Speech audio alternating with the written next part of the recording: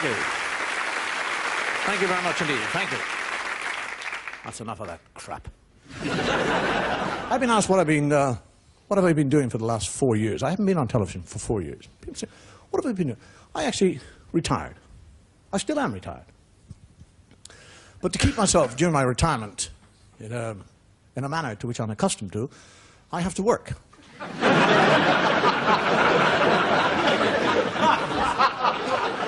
It's a kind of Irish retirement. People say, what have I been doing over the last 4 years? Well, according to statisticians, over the last 4 years, as an average person, I sleep an average of 8 hours every night. Now, 8 hours over a period of 4 years, that's 16 months.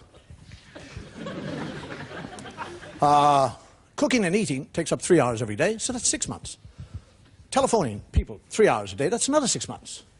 According to statisticians, as a city dweller, I probably spend 3 hours every day slowly maneuvering through traffic jams. So there's another 3 months. Time spent bathing over a 4-year period is 2 months.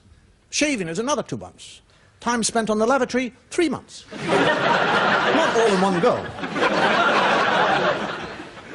So that means I get up in the morning, shave, go to the kitchen, eat, make a few phone calls, get in a traffic jam, come home, have a crap and go to bed. What else has changed over the last 4 years? I've changed. I'm 4 years older. I don't actually... Some people do object to getting old. I don't. Not when you consider the alternative.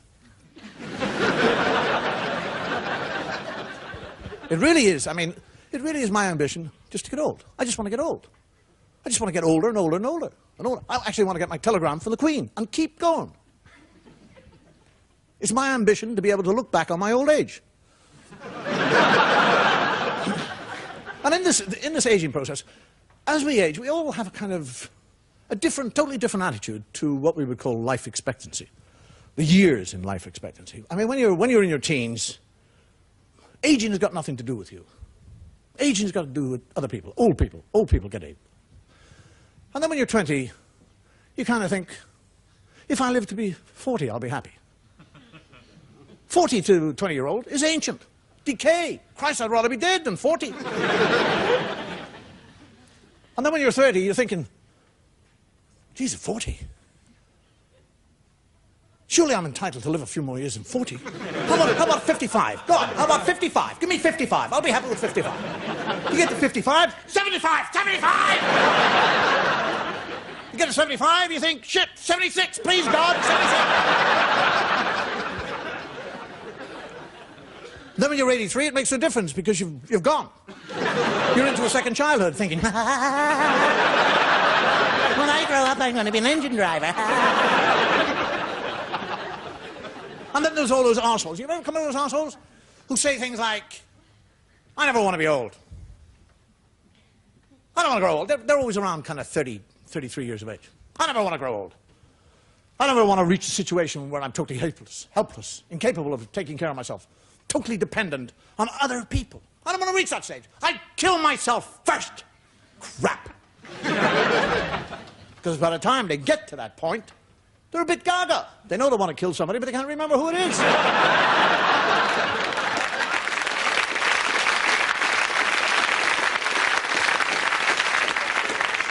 One of the things, increasingly, I'm a member of the older generation, is that we envy the young. I don't envy the young, their youth, or their future. What I envy in the young, it's their energy.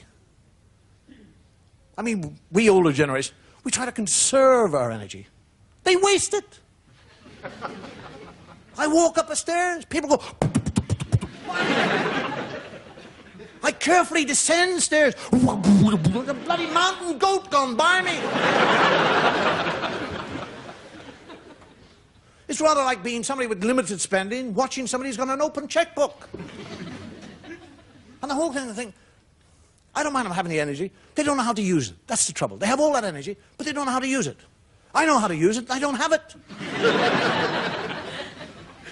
They have this extraordinary ability to burn the candle at both ends. Have the capability of staying up all night. Not to mention the sexual prowess, which is the same thing, I suppose.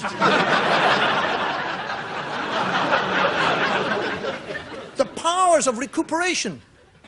I mean, when you get old, you begin to notice the powers of recuperation are enormous. I mean, I go out in the booze. It takes me 3 or 4 days to get over it now. Walking around with blinding headaches, amnesia, nausea, appetite's gone, bloody tadpoles running in front of my eyes. The young, totally different. They'll hammer 14 pints into themselves. Whack, in one go. Spend 3 hours in a discotheque, jumping up and down. Another hour trying to tell this female that the man that's standing in front of her, this hulk with pimples, pissed out of his mind, is Adonis. They'll get home, they'll spend an hour and a half with their head in the bowl, vomiting. 2 hours sleep, they're up, down into the kitchen. Where's the food? And they'll sit there and half an hour, they're going through a box of Crispies, a loaf of bread, pint and a half of milk, 6 eggs and a pound of bacon. They sit there finishing up, scratching themselves, belching, farting, saying, when's lunch?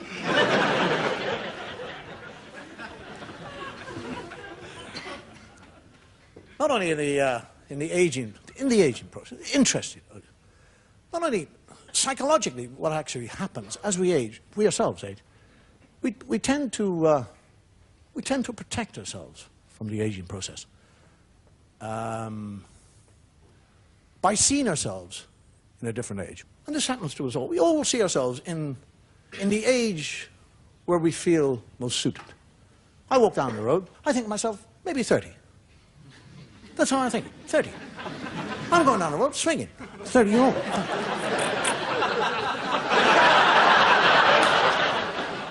That's how I see myself. And then I see myself reflected in the shop window. And there's a moment of recognition, and I think, who's that old bastard over there? And one of the surest telltale signs of aging is your skin. Your skin losing what is called the elasticity of the skin, the stretch. When you're young, you have a tight-fitting skin. As you get older, it gets looser. Do you remember as a child? Do you remember as a child pulling the skin on the back of your hand? You pull it like that. Pull it right, let it go, whack! Straight back. I do that now, look.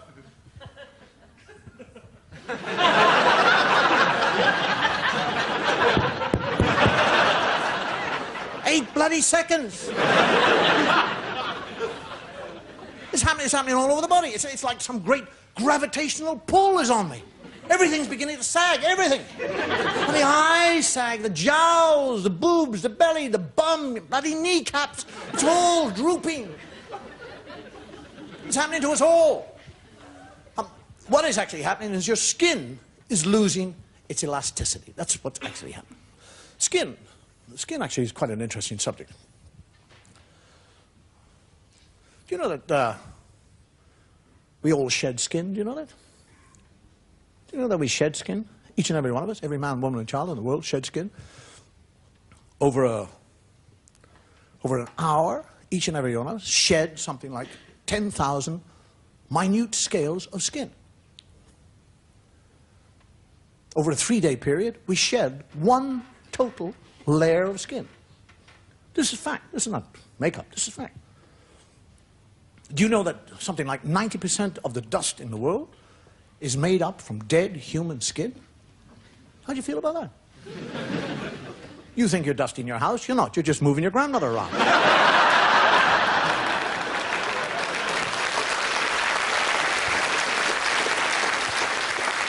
And also people think in the aging process that grey hair is a sign of aging. It can be a feature, it can be a part and parcel of the aging process, but it's not necessarily the cause of grey hair. You can become grey because of various different reasons. It can be hereditary. A malfunction of the genes can cause greyness. Anemia causes greyness. Lacking vitamin B and vitamin F causes greyness. Vast quantities of liquids cause greyness.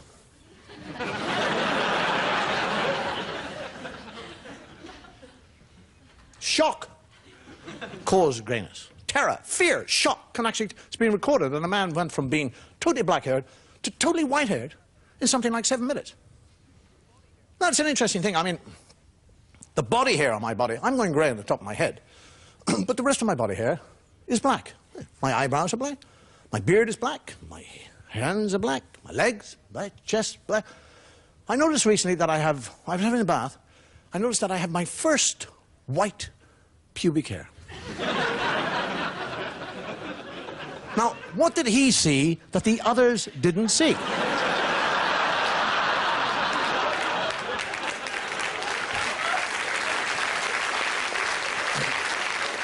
Can you imagine one of those little grey hairs or little hairs turning around to the grey hair and saying, what did you see? I saw. Ah, another one. 2 greys. The hair is interesting because, I don't know, it's a change in metabolism, but the hair, the texture, the quality of the hair over the years changes itself. It becomes more coarse and harsh. For example, years ago, all my eyebrows were uniform in length. Well, about 3 or 4 years ago, I'm just sitting there kind of talking to someone, as you casually do. I'm just stroking my eyebrows, just like... And I suddenly come across a hair which doesn't belong in there. I just pull it and it goes. Christ, it was about 1.5 inches long, bloody hair. Now, that was abnormal at that time. Now, it's the normal. All the little ones have gone. My eyebrows are shooting off in all directions. 1/2 inch, 1/4 inch, 1 inch. Isn't it amazing? My ears, which years ago had no hairs in them, now have forests, clumps, bushes. Not growing into my ear, coming out of my ear. My nose is a hirsute factory. They just keep on descending like a bloody forest. I attack them with scissors, tweezers. Now, what in the name of Christ is happening to my body? I'm losing the hair off the top of my head, and it's coming out of every orifice in my face. And there are other things in the aging process. Is that your eyes start to change. They suddenly go. And you don't realize, that's extraordinary, you don't realize it's your eyesight. I actually thought it was something to do with my arms. I mean, I pick up a book, and I go...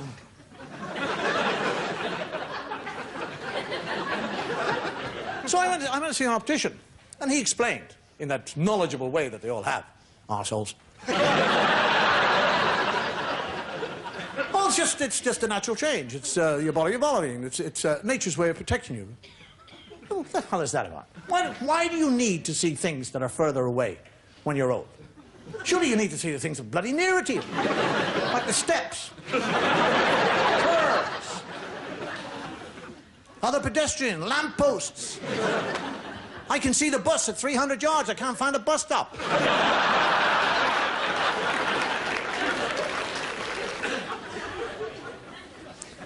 I went to see this optician. Hey, I got my glasses. I got my first pair of glasses. Do you know the most amazing thing about getting your first pair of glasses? As soon as you get these glasses, your bloody memory goes. I put my glasses on, take them off in this second. I have no idea where they are. I'm walking around like a dickhead thinking, where are my glasses? I actually spent half of my life, my diminishing years, looking for bloody glasses. I write myself little notes now. Your glasses are on the mantel shelf. I find a note, I can't read it, I've got no bloody glasses. Children, my children who are caring, concerned, loving children, have lost all patience with me. When I'm looking for my glasses, I'm groping around like an idiot, whimpering like a fool. You see my glasses? Oh, for Christ's sake, Daddy! You geriatric old fart! But they're right in front of you, right under your nose. Can't you see them? If I could bloody see them, I wouldn't need them. What I do now is when I take them off, I put them far away so I can see them.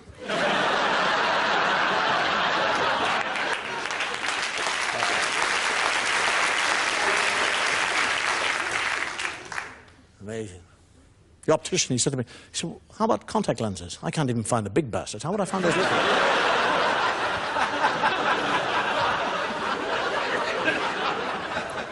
The amazing thing about contact lenses, I tried them. I mean, they have this kind of panache for soup. They love soup. You have contact lenses, and bowl of soup, they leap out of your eye. And you'll never say, excuse me, I've lost my contact lens in the soup. You go through the whole thing, you're going.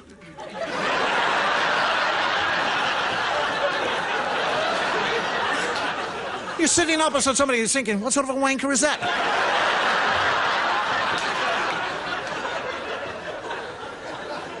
You ever see people who lose their contact? They look like Hitler. They go, ooh.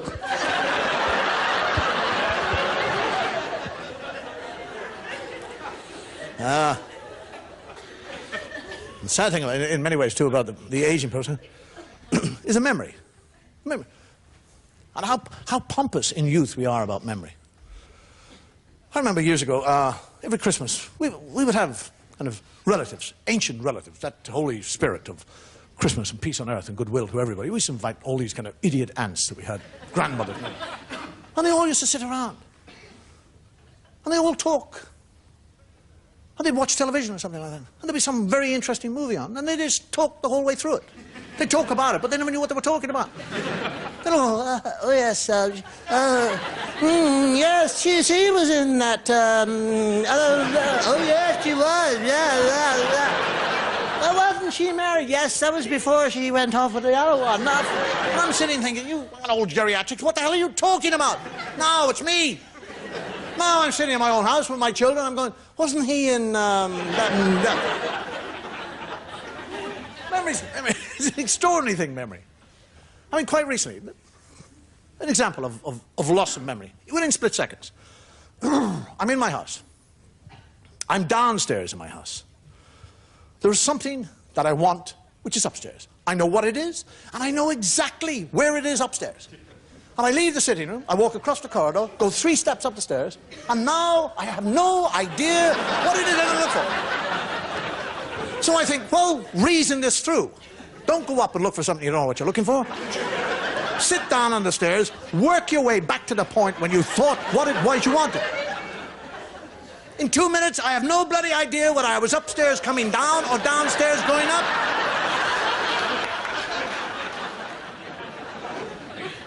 And age not only changes you physically, it changes your attitude to life. For example, now, around 1950, there was a movie made called Sunset Boulevard, you might remember. And it starred a lady called Gloria Swanson. And in it she played a 60-year-old lady who had been a star in the silent screen. And in it she picks up a destitute young writer and turns him into her playboy. And there's a scene in this movie where she seduces him into her bed. And she's 60-odd years of age, and she's lying there. Now, I'm in the cinema. I'm 17 years of age at the time. And she's lying there with a face plus a mask of makeup. She got eyelashes that look like caterpillars running across her face. She holds up her arms and they wobble, all that loose flesh. Her mouth is like a bloody big great slash across, and she lies there and she goes, kiss, kiss me. I'm in the cinema going, when he kisses her, I'm going,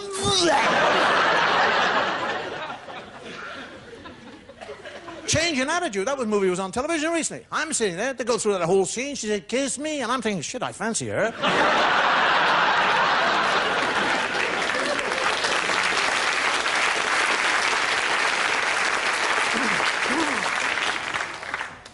Actually, I think that the aging process would be much more interesting. Instead of being born young and growing old, wouldn't it be better to grow old and become young? Wouldn't that be better? Then you'd know how to deal with your youth when you got there. You'd have all the energy to do all the right things. You wouldn't lose hair on the way back, you'd grow hair. Your teeth would come back, your eyesight, all those wrinkles would disappear, and you'd finish up being breastfed. Jesus, what a wonderful life.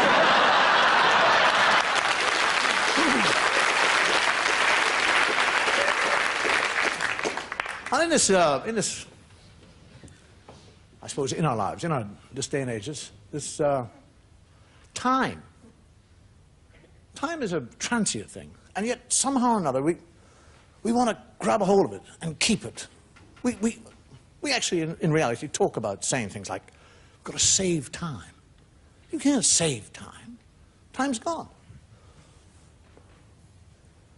Motor manufacturers will make as a selling point a feature of the car that your car can go from 0 to 60 in 5.8 seconds, thereby saving you 2 seconds. And people actually get wrapped up in this.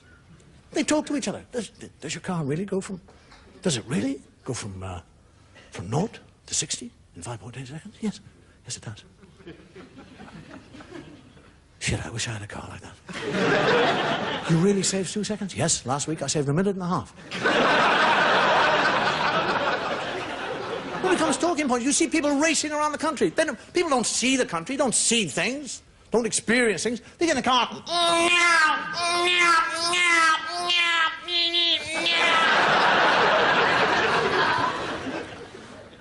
People come down from Glasgow. I did it in 4.5 hours. From Glasgow to London, 4.5 hours. Did you really? Yeah. How long does it normally take you? 7 hours. You saved 2.5 hours. What did you do at the time you saved? I bore the arse off people talking about it. I was in Hong Kong recently, and I'm walking by a shop, and I see a clock, a little watch, not a clock, watch. The changing in the clock. And there's nothing there. There's no face. It's just a black face. There's nothing. There's no fingers, no nails, no numbers, nothing. And I said, well, what is it? He said, no, it's a talking clock. I said, what? It's a talking clock. It's tell you the time. I said, the clock tells you the time? He said, yes. You walk down the road, all you have to do is do that, and pressure of rest, activate, speaking for you. Saves you all the time of doing that. You don't have to do that. You walk down the road and a little voice at the end of your wrist says, 4:42. 4:42 and 20 seconds. I mean, people get stuck in the watch. Watches are not watches anymore. Watches used to be something you told the time with. Now, they're a kind of advanced technological machine, a miracle of engineering. They're not just watches. They're calculators, computers. People talk about it, saying, oh, look at this, see this? Extraordinary watch. See, not only does it tell the time here in London, but you see this little dial over here to the left of the 12? That tells me the time in San Francisco. This one on the right here by the 2 tells me the time in Tokyo, and this one down here at the bottom tells me the time in Vancouver. Extraordinary, isn't it? Isn't that wonderful, to be able to tell the time? Do you want to know what time it is in San Francisco? No. You don't want to know what time it is? I don't want to know what time it is in San Francisco. Yes, I would want to know. I'm in London. What the hell would I want to know what the time is in San Francisco? Oh, how about Tokyo? Piss off.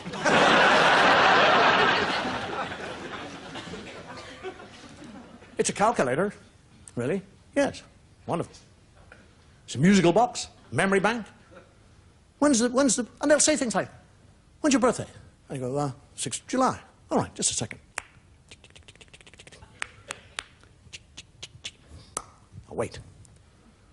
And suddenly, the calendar and the clock will go, 6th of July, and the little watch will go.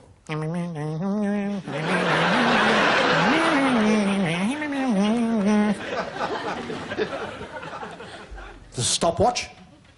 Stopwatch! I said, what do you want a stopwatch for? He said, well, it's very handy if I'm doing something. And I like to know how long it takes me. When I started, I just pressed a button, and when I finished, I go, I said, well, like what? He said, well, I'm making love. When I'm making love, it's very interesting to see how long I take to make love. Just before I enter, I go. And when I finish, I go 3.5 seconds.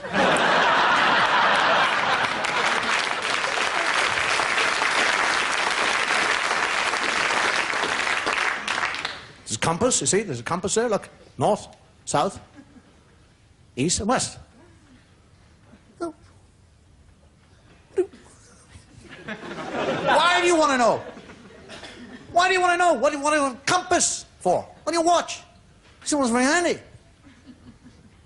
I'd like to know where I'm going, which direction I'm going. When I'm making love, I can go north by northwest, west, south, south, south, by east, west, north. People actually say things like, shockproof. Shockproof. I'm going to get one of those shockproof watches and go, the Pope's a poof.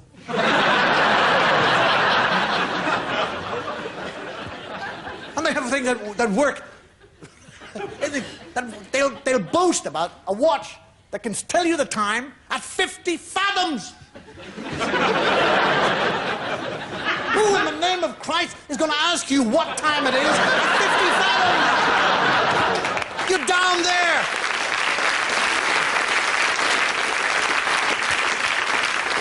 You're in the murk, the gloom. Somebody goes out of the murk.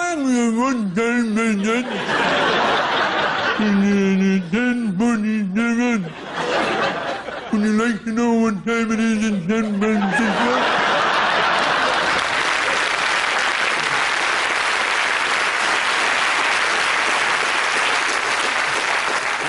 I mean, how we live by time, how we live by the watch, the clock. We're brought up to the clock. We're brought up to respect the clock, admire the clock, punctuality. We live a life to the clock. All right? You wait to the clock. You go to work to the clock. You clock in to the clock. You clock out to the clock. You come home to the clock. You eat to the clock. You drink to the clock. You go to bed to the clock. You get up to the clock. You go back to work to the clock. You do that for 40 years of your life. You retire. What they fucking give you? A clock.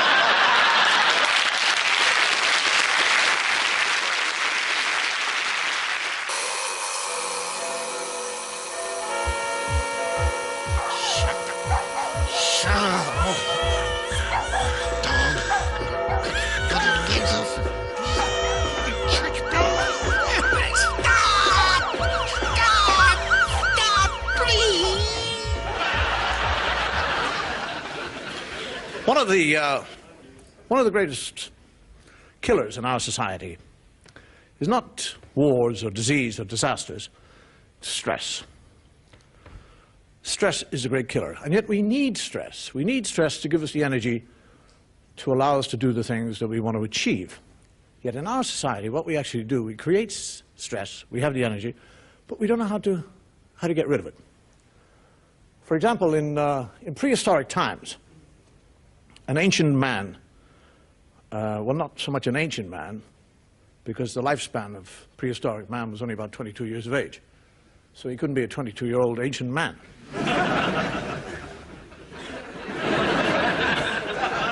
But if this ancient man was walking down a path and went around a corner and there was a saber-toothed tiger there, he would immediately go into stress. Now, what actually happens to the body is that the brain, the hormones, and the sympathetic nervous system come into operation to give you great energy, great strength and energy to deal with the situation that has been caused by the stress. And in this situation, the prehistoric man, through the energy, would have enough strength to pick up a boulder, and in this situation, the prehistoric man, through the energy, would have enough strength to pick up a boulder, which in normal circumstances he couldn't even budge, pick up the boulder and brain this big, long-toothed pussycat. Either that or have enough strength to outrun the beast, or even leap up 10 feet into a tree where the other saber-toothed tiger is waiting. But by doing all this, you see, they get rid of their energy. In our society, what's actually happening, we don't know how to get rid of the energy. You're sitting in your office and your boss comes in. And he's very demeanor, he's very style, whatever it might be. He will put you in stress, slight stress. He'll just look at you and go, you. And immediately you become stressful inside. You're thinking, why me? What does he want? What have I done? And if he calls you by your surname, you're really in stress. And what is actually happening now, your heart starts to beat, your pressure goes up, your blood pressure goes up, there's blood zooming through your heart, more oxygen through to the brain, your whole body is filling up with adrenaline. Pure energy whipping around. Your legs are beginning to get tight, muscles tighten up, you're beginning to sweat. This adrenaline is just pumping, pumping, and pumping, around and round and round. And what you should do is run away or pick up a chair and brain the bastard.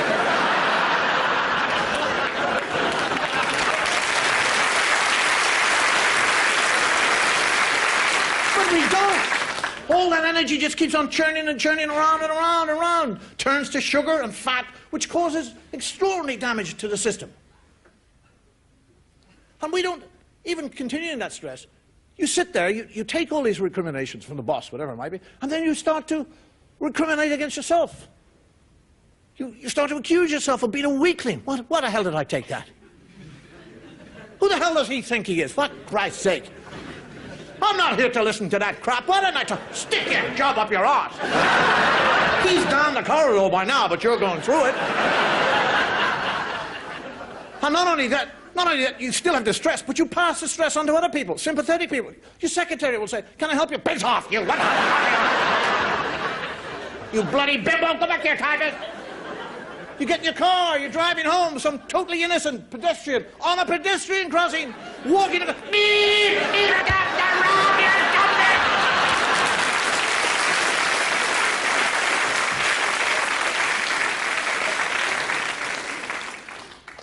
Talk about stress. I mean, how stressful it is for a child to sit in a pushchair. You ever watch them in pushchairs?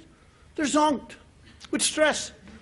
They're on that level of exhaust pipes, pumping lead and carbon monoxide into them.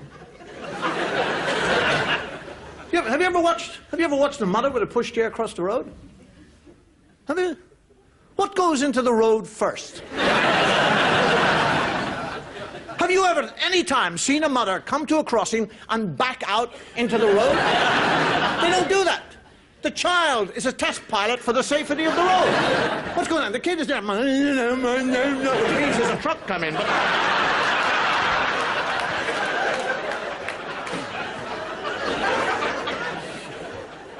My mother, when I was a child, my mother used to discipline me through my absent father. I don't mean he was absent, he was just at work. She would say, "Don't do that. Don't do that. If Daddy saw you do that, Daddy would be very, very, very, very angry. Daddy does not like that. Do not talk to Mommy like that. Daddy would not like it. It doesn't matter what way Daddy talks to Mommy, you don't talk to Mommy like that. Daddy will be very angry with you and he'll beat your bottom. No, you cannot have another sweet. Daddy says too many sweets are bad for you. I personally would let you have another one, but Daddy says no. Daddy says they're bad for the teeth, and worms will grow in your tummy and come out and eat the sweet shop."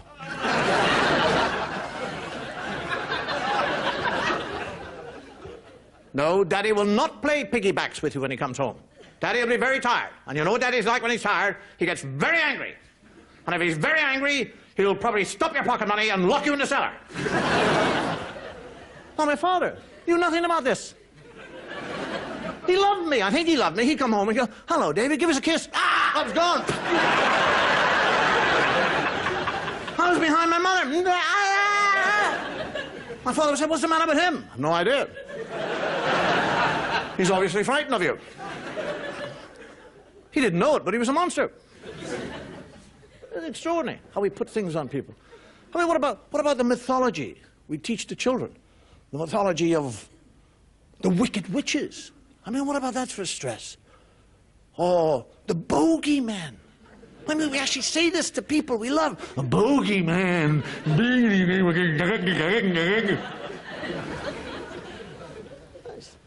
The Sandman. Who is this lunatic? The Sandman. My parents used to say, "The Sandman is coming." Who? The Sandman. It's time to go to bed, because the Sandman's going to come along and sprinkle sand in your eyes and you'll go to sleep. Would you sleep? Is there any adult in the world would sleep in a house knowing there's a bloody lunatic walking around with a bag of sand?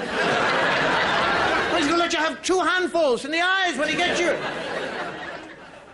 The great, long, red-legged scissor man. What about him, who cuts off your thumbs and puts them in a bag? We had the humpty-backed leprechaun, for Christ's sake. Who'll put you in a sack and take you to live beneath the hawthorn tree. Jesus, I used to lie in bed like a... I'd wet the bed. My mother would come come in and say, why? Look, you wet the bed. I'm going to tie a knot in that. That's what I'm going to do. Why did you wet the bed? Why didn't you get up and go to the lavatory? I'm going to...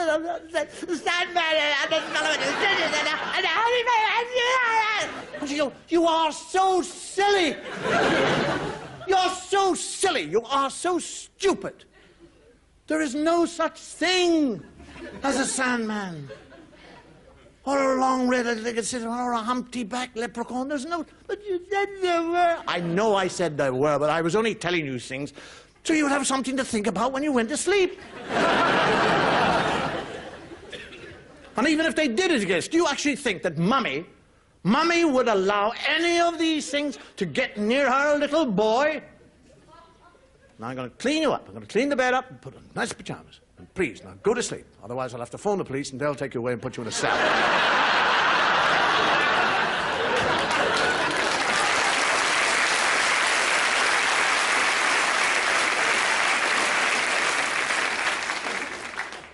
School was quite terrifying, too. The first time I could go to school. There's another. My father said to me, there'll be a boy in a school who'll want to hit you. First day in school, somebody will want to hit you. Now, that is a school bully. Now, all school bullies are cowards. And he'll only hit you if he thinks that you're frightened of him. So if you hit him first, he will run away. I was expelled in 2 weeks for being a school bully. Every new kid who came on, I used to beat the shit out of him.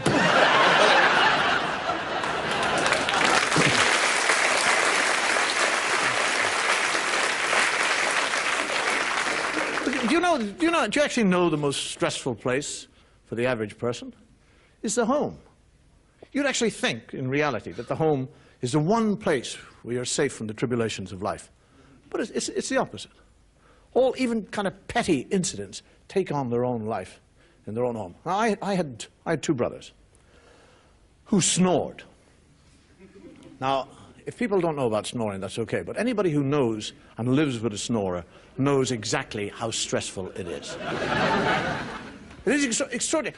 Extraordinary thing about snorers, snorers never have any trouble going to sleep. There is no such thing as an insomniac snorer. They get into bed, good night, gone. Now, it takes me probably 30 or 40 minutes to go to sleep. Always has. So, as far as my 2 brothers were concerned, we used to share the same room. I would go to bed an hour or an hour and a half earlier than the other 2 to try and get to sleep before they came up the room. And I'd be up there half an hour and I'd still be awake. And I'd be thinking, gosh, I've only got an hour. Oh, shit, it's 42 minutes. Oh, 18. Oh, my goodness, 7. Oh, shit, they're on the stairs. There's another night gone. And they'd arrive in, and I'd gone. Now, the 2 of them, they didn't snore the same. It's an extraordinary thing, didn't snore. Brother Peter had a snore like, because old people are individual and snore. He had a...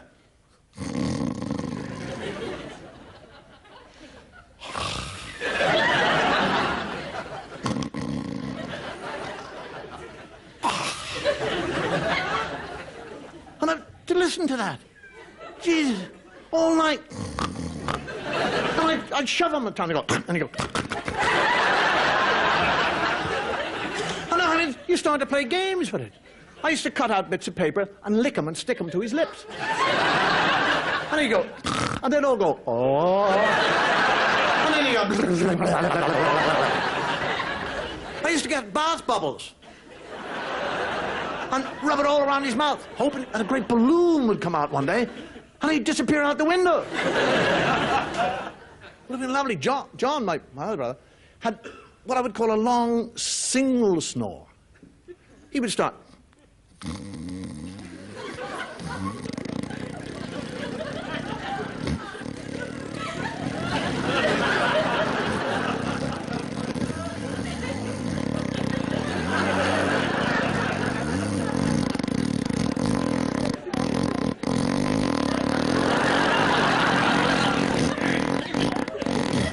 Then it would stop.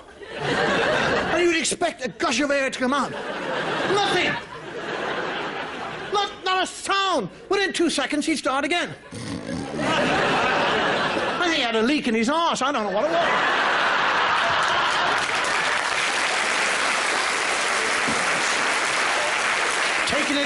the arms going out.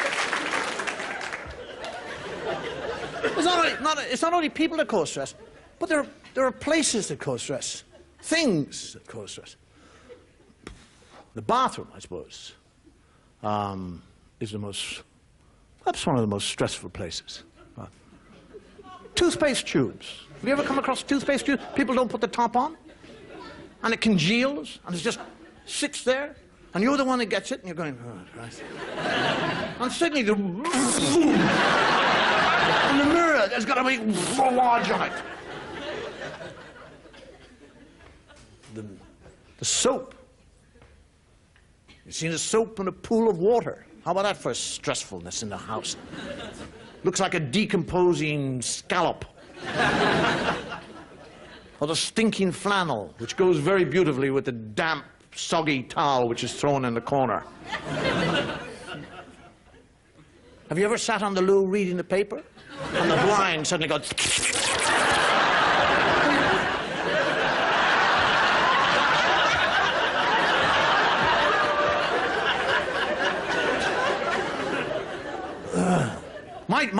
One of the things I love to do, I love to bath. I mean, I actually do love to bathe. I love to languish is the word. I really do. I just love to sit in a bath.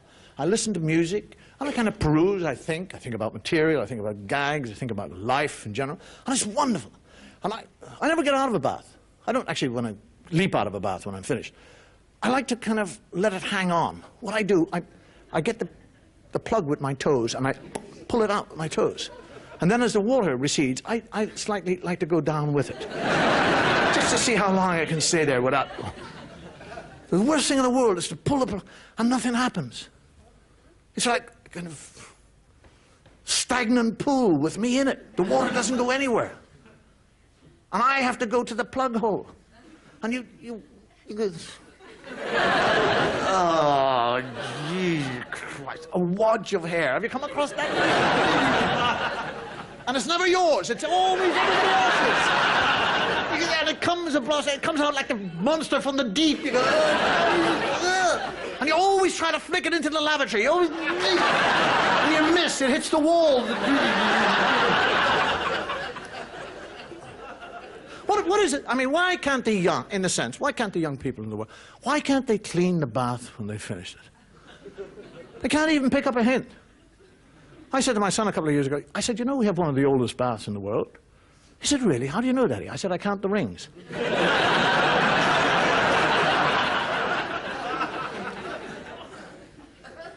I cleaned the bath. I cleaned the bath. I mean, I didn't when I was young, but I do now. And I've tried to teach my own children that, but I do now. And I've tried to teach my own children that when you've had a bath, clean it out for the next person, because you know what it's like when you go into a bathroom and there's that big grimy thing. I get out of the bath, I clean the bath. I go back for another bath, the grime is there. And I go through this kind of question. I'll say to my daughter, I said, do you have a bath? No, Daddy, I didn't. You didn't? No, I didn't. And I'll hear myself saying stupid things like, are you sure? And she said, yes, Daddy, I'm sure. I'm 22 years of age. I do know when I take my clothes off. I do know when the bath is full of water. I do know I am capable of recognizing these things. I haven't had a bath. I go to my son. Have you had a bath?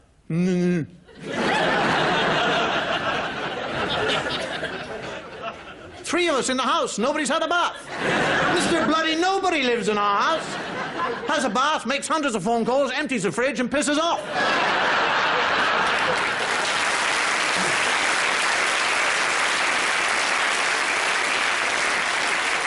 And the great disappearing lavatory paper act. Have you ever come across that? Nobody uses lavatory paper. But it always goes. I've had my children for years. I brought them up and I'm saying to them, listen, let me explain. Let me explain just very simple physics. The physics of this.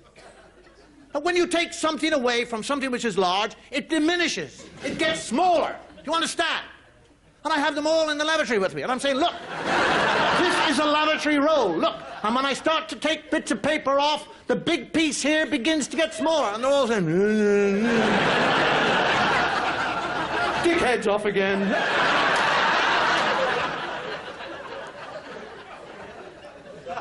And I said, explain it. When you get to the end of it, you'll know there is no paper there, because there is a little cardboard roll. That means all the paper has gone.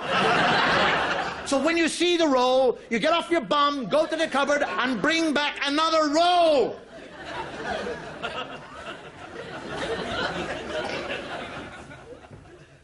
Because no adult, when you go to the lab, you don't check to see that the paper is there, do you? And you never notice it's all gone until you've finished. Or they've left one sheet.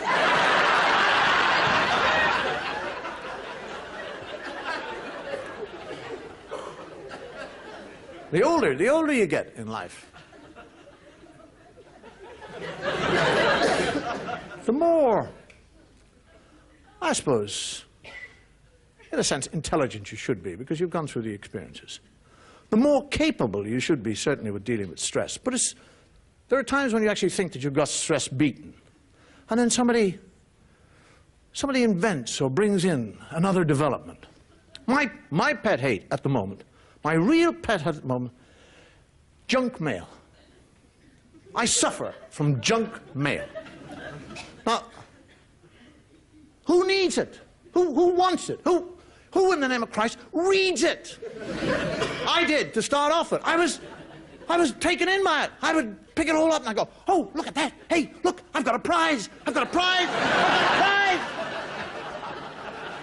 Bloody dickhead, I've got a prize.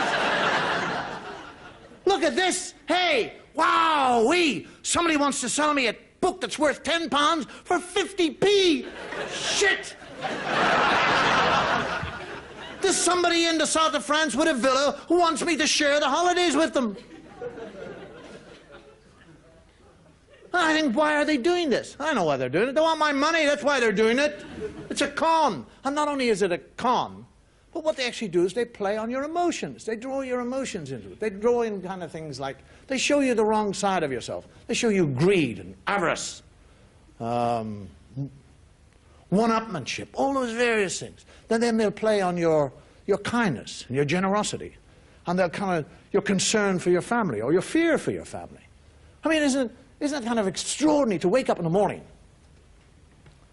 and the first piece of junk mail you come across is so enlightening because it comes from a life assurance company, which says, I mean, I read it. It says, "Dear Mr. Allen, do you know that you could die today? By natural causes or by accident. Now, isn't it time that you began to think about your family?"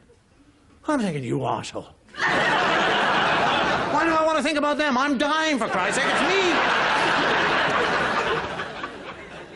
Do you know that psychologists tell us that the very act of putting three things through a door have sexual connotations?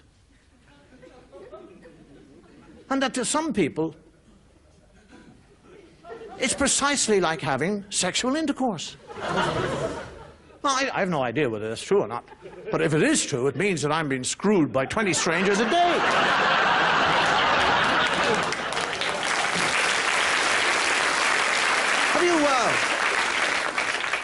Have you been upstairs and listened to the junk mail come through the door?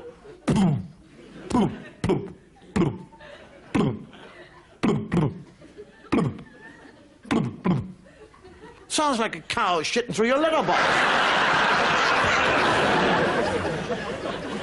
Now let me tell you, anybody that runs a junk mail company who happens to be watching this show tonight, let me make one thing quite clear.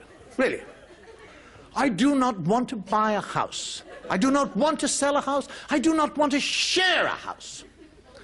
I do not want my legs waxed, or my face waxed, or my pipes plumbed. I don't want a new conservatory, a new roof, or a new nose. I don't want to buy a book, play bingo, or have all the fat sucked out of my body.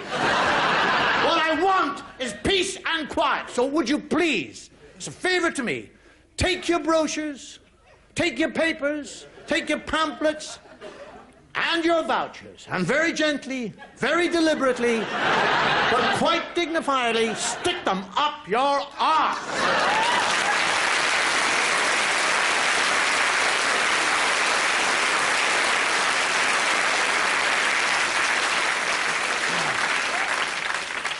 I should have said with great dignity, quite dignifiedly. Quite dignifiedly.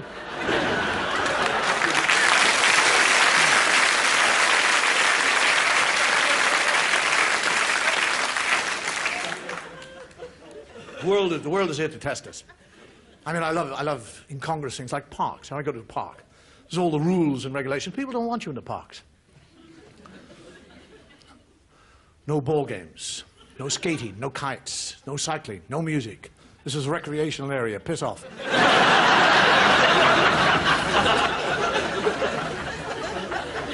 Walk on the path. The path's very important. Walk on the path. Do not walk on the grass.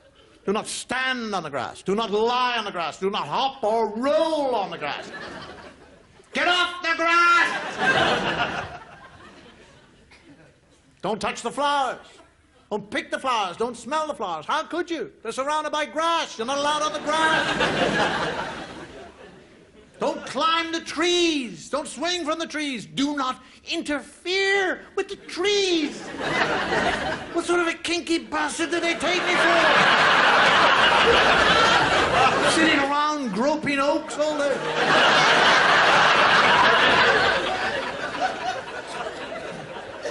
I lived near a place which had a small pond. Invariably had ducks on this pond. And I used to go through this every morning. This was years ago. And there's a big sign in the pond which says, "Do not feed the ducks." Feeding of the ducks is forbidden. Feeding of the ducks can lead to prosecution and a possible fine by order of whatever authority it was. And I used to go through that, and there always seemed to be one little duck sitting in the water. And I would go by, and he'd look at me and go,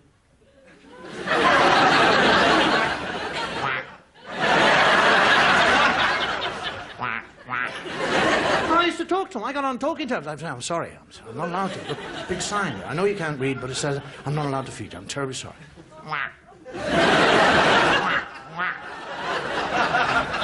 And one day in the winter, I go through. There's a sheet of ice, and there he is, and it looks like he's huddling. And as I walk by, I go,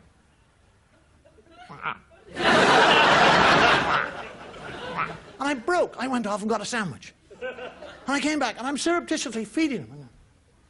I'm feeding the duck like I'm a spy, for Christ's sake. And he's in it. And suddenly, from nowhere, I have a lunatic in a uniform beside me. "What are you doing, sir?" My friend, the duck, gone. He's gone. Pure loyalty. Whack, gone. What do you think you're doing, sir? What? What do you think you're doing, sir? I'm just not doing anything. I'm just... All right, sir. Let's put it another way. Can you read? Yes, I can. Can you read that sign? What does it say? Will you read it? Yes, sir. Well, read it!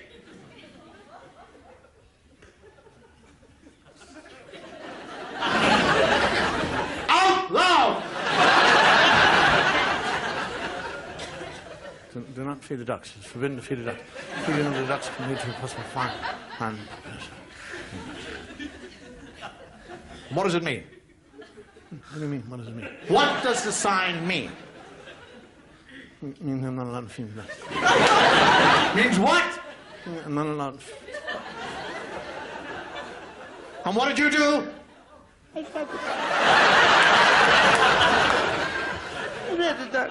And that means you can be prosecuted. No. Please don't prosecute me. Don't summon me.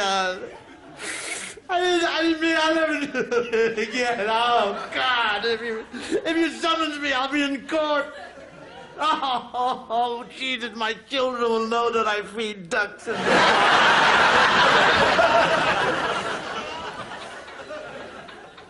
Do you ever watch this? I love the stress the dog owners go through. See them out there with their dogs sniffing and farting and crying. Do you ever watch dogs in... Do you ever really watch dogs in park? When they meet another dog, what do they do? What does a dog do when it meets another dog? They never face each other. So, is this your anus?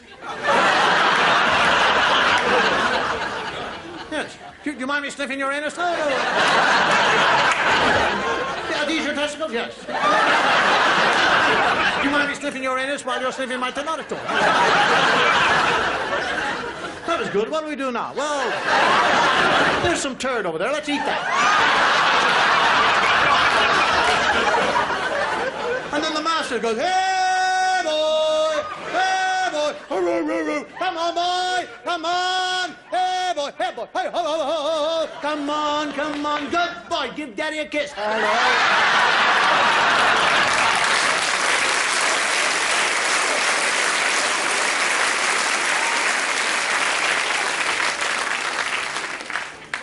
Have you ever watched those owners with the dogs playing with the stick game and the rock game? Go, fetch. Go, boy, fetch. Picks it up and he brings it back. Good boy, good boy. Have a go. Good boy. What? Good boy. Good boy. Clever boy. Clever, clever. What is clever about that? What is clever about running over there, picking up a stick and bringing it back here when it was here in the first place? You have to be a real pea-brain to be happy with that. And that goes on all day. Hey, boy. But eventually there's a point where the dog gets tired of it. And he wants to kind of wander off. And that's always the point when the master wants to go home. Hey, boy. And the voice changes. Hey, boy. Now it's not. Hey, boy. Now it's. Hey, boy. Got stripes on him now. Hey, boy. Hey, boy. Now the dog wants to go. Hey, boy. Rose. Rose. Rose, come here. Rose, come. Get off him. Rose, get off him. Rosie! Come on! Rose! Rose! Come on, it's 5 o'clock!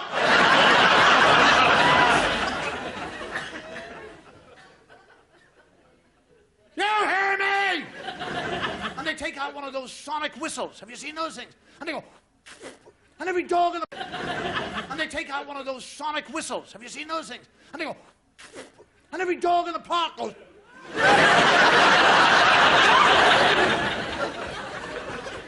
here, Brad! And by now, the master is now picking up rocks out of the ground and throwing them at his best friend. Not for his best friend to pick up and bring back, to take his bloody brains out. Now the dog thinks this is a new game. Now fetch the brick instead of the stick. And off he goes. And every time he picks it up, another one goes over his head, so he drops that one. And I've actually saw a fellow in Richmond Park as close to a cardiac arrest as anybody.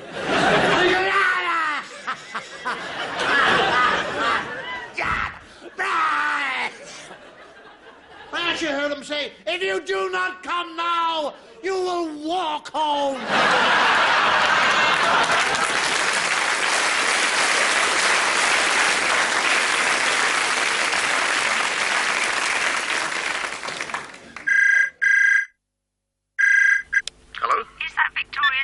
No, it's not. Are you still holding? No, you got the wrong number, mate. I'll just transfer. Pop, so they held up in stores. Hello? Hello? Why don't you just piss off?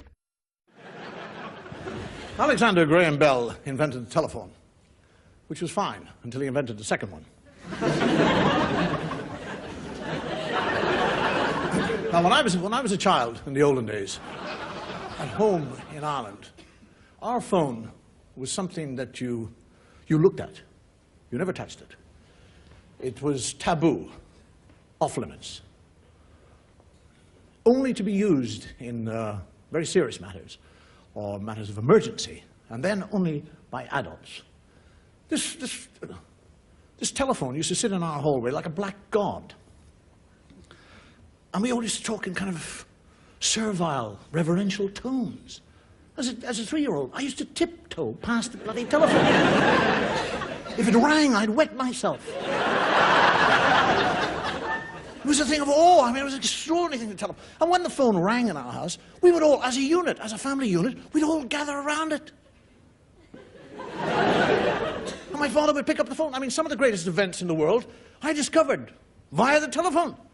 I'm 3 years of age. My father picks up the phone then. We're all standing there and he says, "Oh dear," puts the phone down and turns to us all and says, "Adolf Hitler has invaded Poland."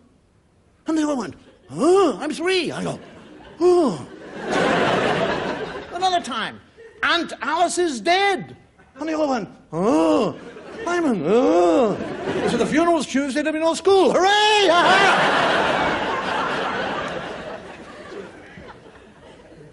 And it was a sneak as well. It knew everything, the telephone. We gathered around it one day. My father spoke into the telephone. It rang. He spoke into it. He put the phone down. He looked at me and he said, "What were you doing in Delaney's orchard?" Bloody telephone. Sneaked on me. And then, over the years, as I grew, when I was about 7, I began to deal with it in a better way. I was aware it wasn't such an extraordinary item anymore. Got a bit casual with it, but it's still wary of it. A little bit daring. We'd pick it up occasionally and listen to the dialing tone. That's how far our daring went, the dialing tone. We'd always sit around going, I can hear the dialing tone. We'd invite friends who were always sitting around listening to the dialing tone. We'd be in school. What did you do yesterday? I listened to the dialing tone. Did you? My Christ. Can I come to your house and listen to your dialing tone? Yeah. I'll give you an apple. Yeah, fine.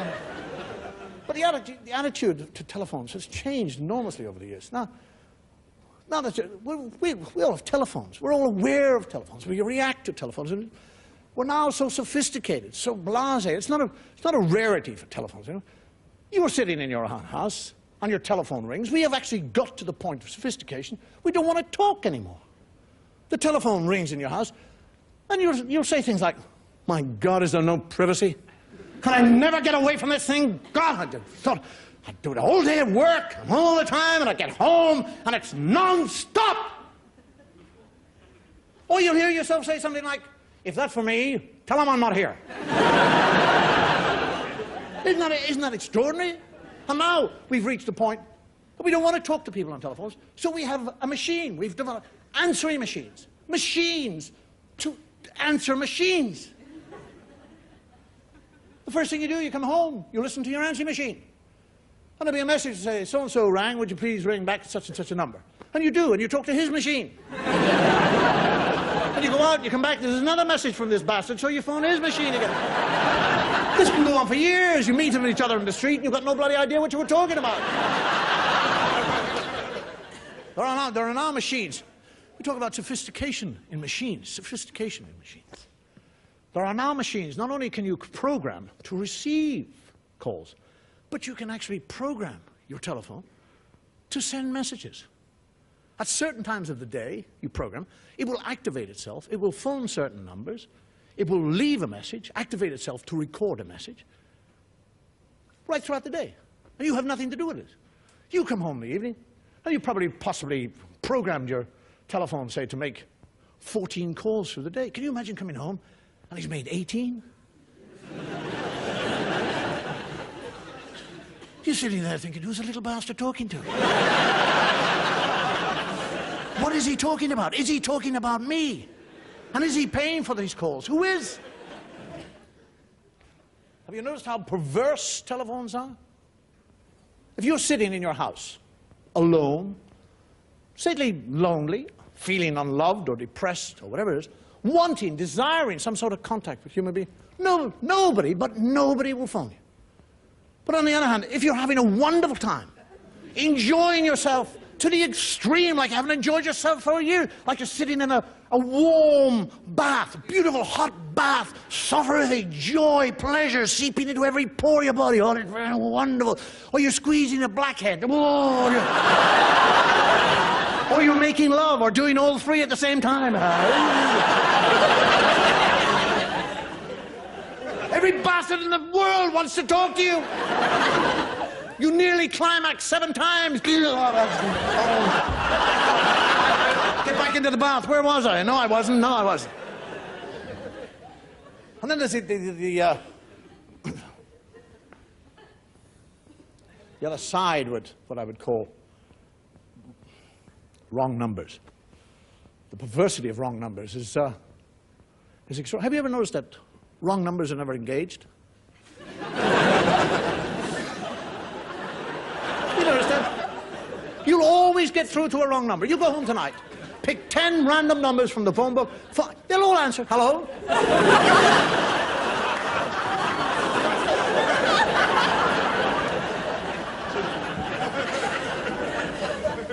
Now we have domestic telephones, which are capable of taking 3 incoming calls at the same time on the one receiver.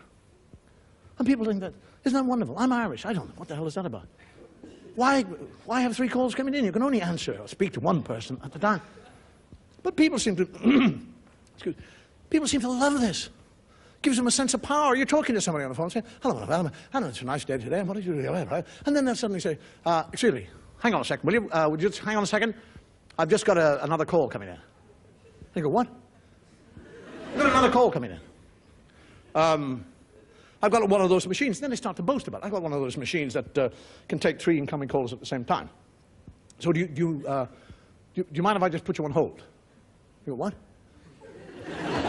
I'm just going to put you on hold, all right? Just for a few minutes. Hold. Well, hang on. So, wait, I was here first. Why don't you put those other people on bloody hold? Why me? And they go, and you're on hold. And not only are you on hold, not only are you paying for this, but now you're subjected to that digital crap music. You sit there, you're paying for the call, and it's going dung dung dung dung dung dung dung dung dung dung dung. I mean, who wrote it? Some dyslexic throwback, for Christ's sake? You're sitting there, ding ding ding ding. You talk about advanced technology. You don't have the telephones for the deaf now. Did you know that?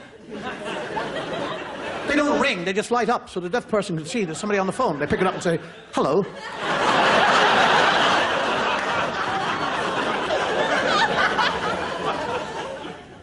Voice, would you believe me? Voice identification buttons. This is progress. Voice identification. Your telephone is capable, once you command it, to identify a voice and remember that. So if you're talking to somebody you don't like on the telephone, you press the button. And this informs your telephone memory bank that you don't like this person. And the next time they phone, your telephone will recognize the voice and cut them off.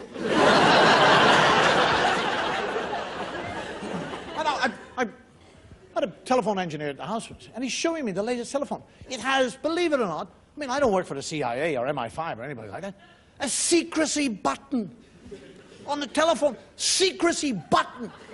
It's actually clearly marked, secrecy button. And I said, what's a secrecy button? And he said, well, you know, when you're on a telephone, there's always a point in the conversation when you're talking to somebody that you don't want them to hear what you're saying. I said, there is? He said, yes, there is. It's not that you don't want to, it's just that you actually think they're an arsehole. There's always a point when you're talking to somebody and you think, what an arsehole.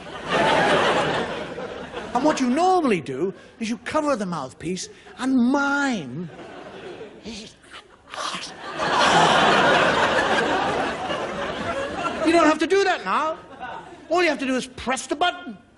And you can say as loud as you like, he's an arsehole! And he won't hear you. And I said, well, hang on a second. If I'm talking to somebody and suddenly there's silence, I know he's pressed the button. And I know he's calling me an arsehole. And when he comes back, he'll say, now what was I saying? I was saying, you were saying I was an arsehole. I put the phone down. Now, in our society, at one time phones were rare. Now they're commonplace. They're everywhere. Portable phones are now the in thing. I wander around London. I sit on a tube, or I sit on a bus, trains, wherever I am. I see people sitting in them, and they'll open a briefcase, or a handbag, or the satchel, or the pocket. Out this thing will come. And they go. You see them now on the streets, walking up and down the streets in London, on a telephone, and it's always that kind of. Yes, right. Yeah. Well, of course, yes. Well, I personally would, I'd keep it to my chest if I were you. I wouldn't let them know, because I think it might actually help them out. And you see these, and I'm thinking, I'm dying, I'm waiting. Oh, please, God. I go to church, I light candles. Please, God, let one of those bastards walk into a lamppost. I'd love to see them walking around. Yes, I'll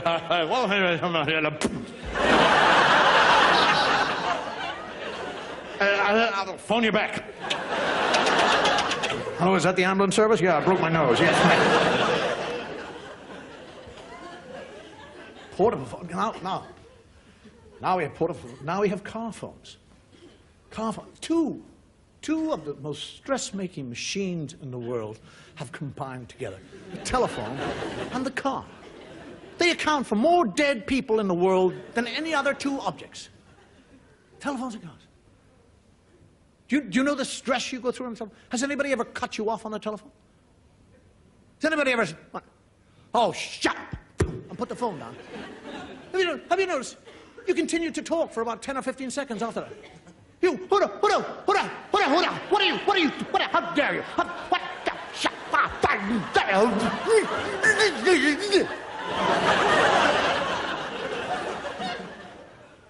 It's the same with cars. You watch people in cars.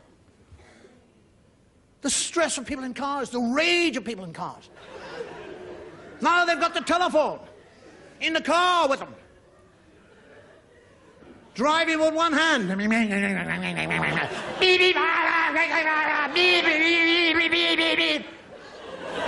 you dickhead! No, not you. No, somebody else out there.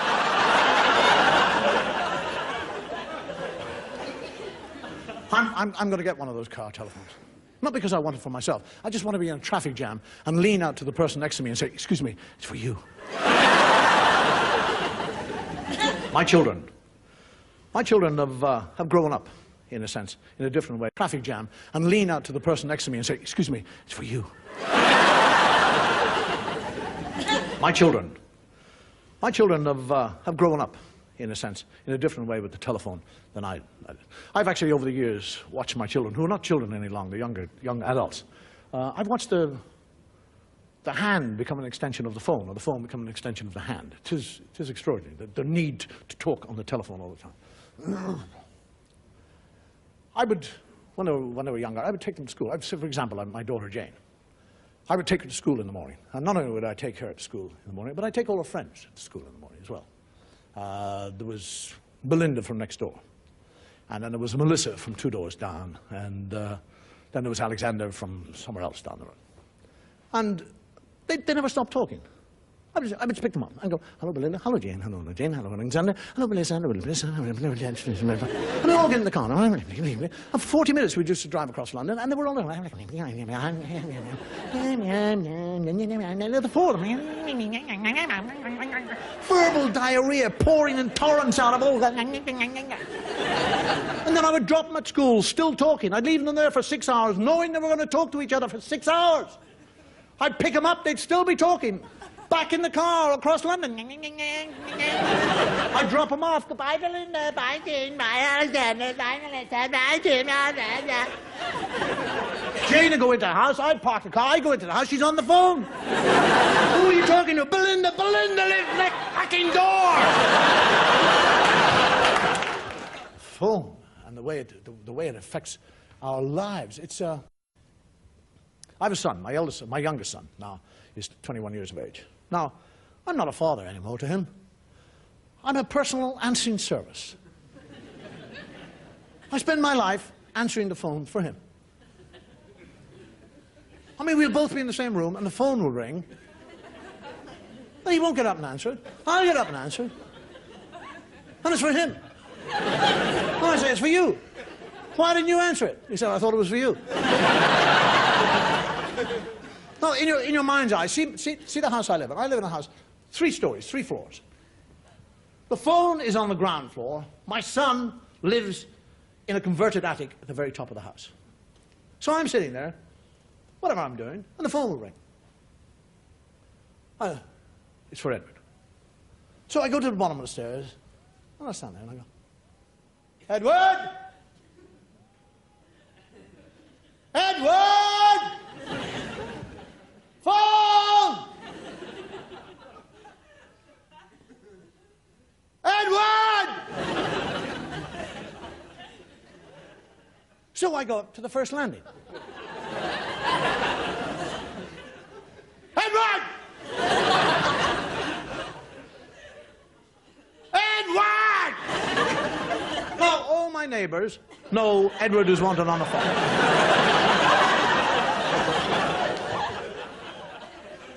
I go to the second floor. Edward! Get off phone, you deaf dickhead! Now, not only do all the neighbors know that Edward's wanted on the phone, the whole neighborhood, everybody in my whole area knows Edward is wanted on the telephone, except Edward. He doesn't know. I go up to the top of the house. The door is locked. I kick it. I'm a ranting, demented beetroot now. Frothing on Edward!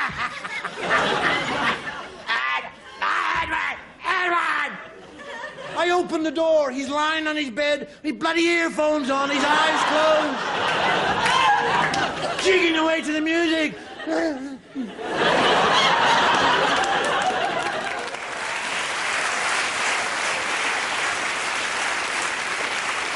I stand over the bed. Edward! Edward! Edward! Nothing. I grab him by the leg. By now I'm totally out of breath. He says, what? Telephone. And he goes, thanks, Dad, and pisses off downstairs. What is it with young men, especially? Up to 18 years of age, for most of them, they learn to speak English perfectly. They can speak perfect English. Hello, how are you? Good afternoon. Had a very nice day today. Then when they get to be 18, their brains become hemorrhoids. All that ability to speak the language goes. They become Neanderthal men.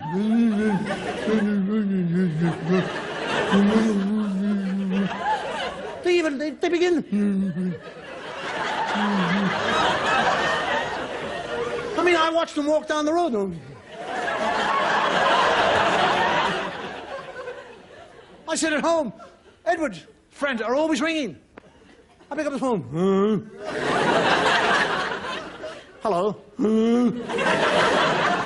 Hello. What is this, a yodeling competition? Apart from proving to me the ability that you have of saying, what do you want?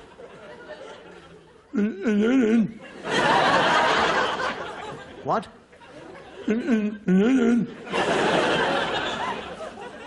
I'm sorry. What are you saying?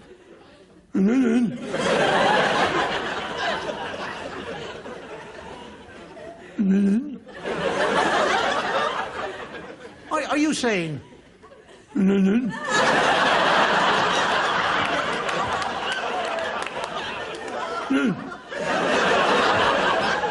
Fine, I know you're saying it, but what does mean?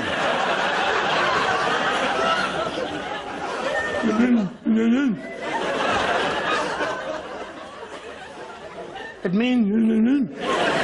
But could you look? I'm sorry about this. You know, just bear with me. Be patient, please. Could you just do it a little bit more slowly so I can try and comprehend, right?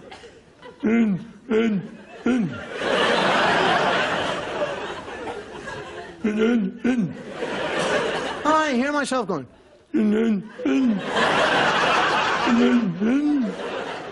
I think, what in the name of Christ is he talking about? And I think, wait a second. It's Ed. Maybe. My son's name is Edward. Maybe they call him Ed. I don't know. Maybe. Maybe he's saying, is Ed in? And I just try it. I say, did you say, is Ed in?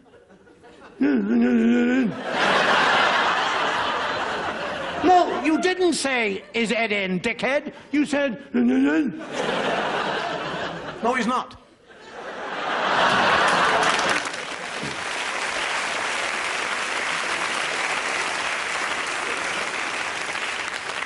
It's true. They think they have this need to repeat everything you say. He's not in. Not in. No, he's not in. Not in. He's out. No. Yes, he's out. If he's not in, he's out. I know it's very difficult to understand that, but when you're out, means you're not in. Or whether you're in, you're not out. It doesn't make any difference. All right? He's not here. No, he's not here. He's gone out. When did he go out? What? When did he go out? I don't know when he went out. When did he come back?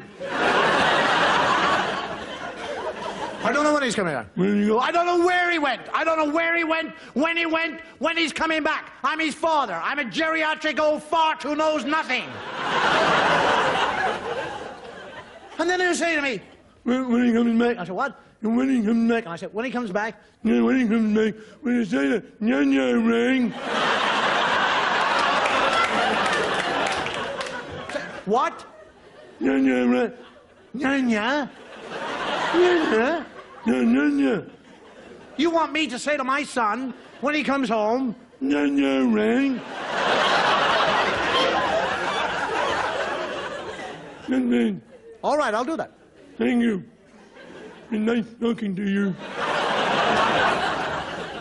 And when my son comes home, I say to him, I say, hey, Edward. Nya ring. And he knows who I'm talking about.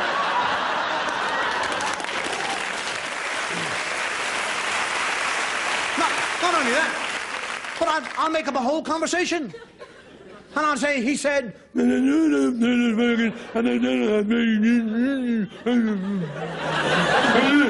my son will say, what time?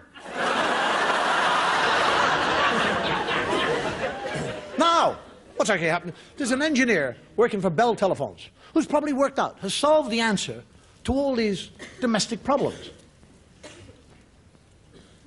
As you know, that telephones now are not confined to making the one sound, like ring, ring, ring, ring, ring, ring. Telephones today can make a variety of sounds. They can go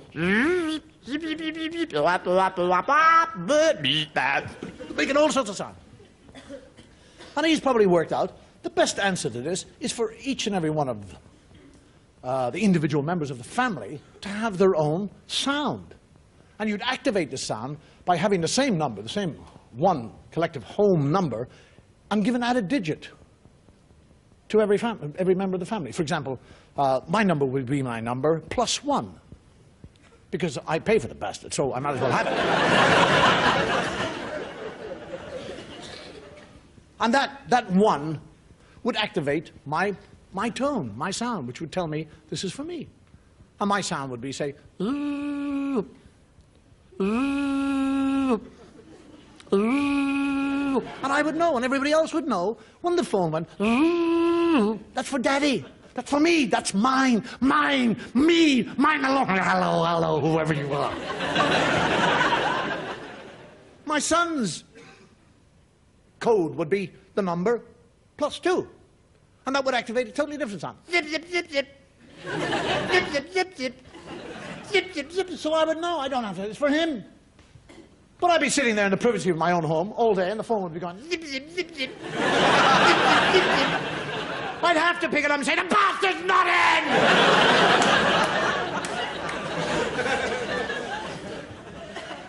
I have 2 telephones. I have a telephone which rings. Just nice. Ring, ring, ring, ring, ring. I have another one that sounds like an attacking eagle. I don't know why we need that. It does. It's in the kitchen. It sits on the wall. It doesn't actually sit on the wall. It's perched on the wall. And I'm sitting there in the morning, and mornings are not my best time. I'm sitting there reading the paper, trying to lift a cup of coffee. And suddenly the phone will go,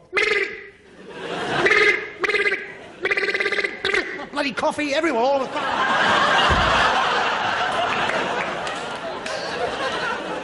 And I pick it up and I say, hello. And then they make a fuck. Nanya, get off the line!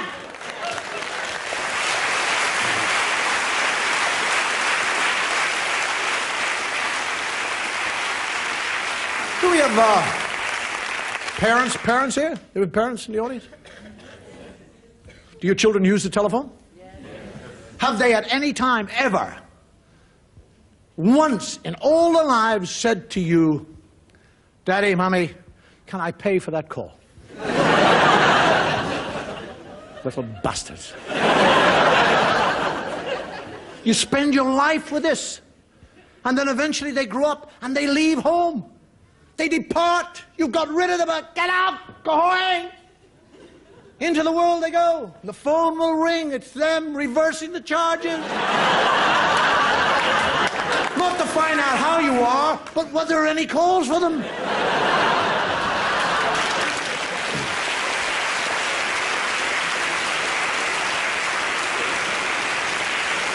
I will say good night, thank you, and may your God go with you.